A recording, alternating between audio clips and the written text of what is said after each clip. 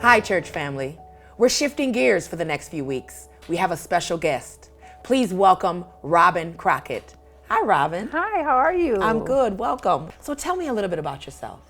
My life has taken a lot of twists and turns, and a lot of them I think in the beginning was just basically based on the environment that I came from.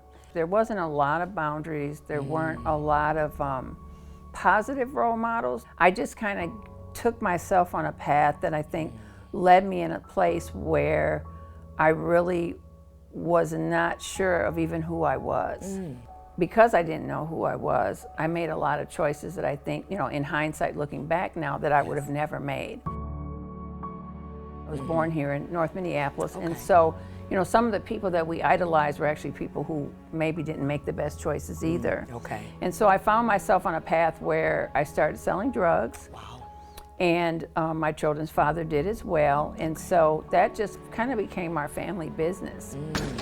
And with that choice, comes sometimes consequences. Yes, oh yes. And boy, did I find that out. In March of 1993, I was indicted for selling drugs. Wow. I was caught with 189 grams of crack cocaine in my possession and was facing life in prison. Oh boy. So, wow, and God stepped in somehow.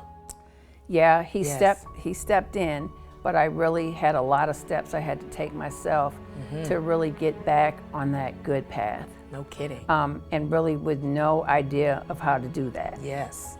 And so it was a process. I know in 1988, I had came to Speak the Word Church. And I came that Sunday in October of 1988, and I sat in the sanctuary, and I just started to weep. And I didn't know why, but because I really didn't go to church. There was something, it gave me a peace. Yes. And so, I would weep and I would cry, and then, they gave the altar call, and I just decided I was going up, and I got prayer.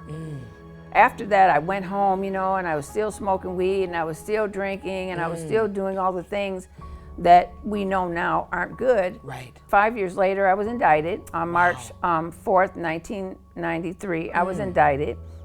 And, at that point, I really was in a need for change. And I was scared. I had 2 children. I didn't know what I was going to do. My children's father had been sentenced to 21 years in federal prison, 2 years prior to that for selling drugs. And so for me, I was just lost. And I didn't know really how to get out. Yes. And so I called my brother looking for a gun. When I got him on the phone, he said, I got saved. Wow. And I'm like, you got what?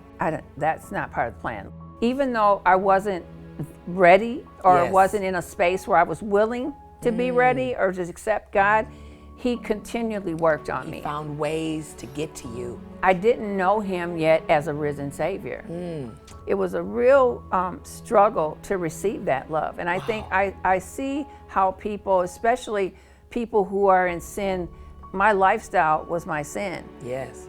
That was more of a challenge. Okay. I was giving up my livelihood. Yes. And so, I know that God has done a wonderful thing in your life. And we're not going to give that away this week. We're going to wait till next week and share about all the blessings that God has provided you with. Even now, you've got some new things coming in the works. Yes, I do. So don't go away, family. Next week, we are going to be back with Robin, and she's going to share with us how God has tremendously blessed her because of her obedience. Thank you. Yes. And so next week, join us back with Robin. Thank you for listening.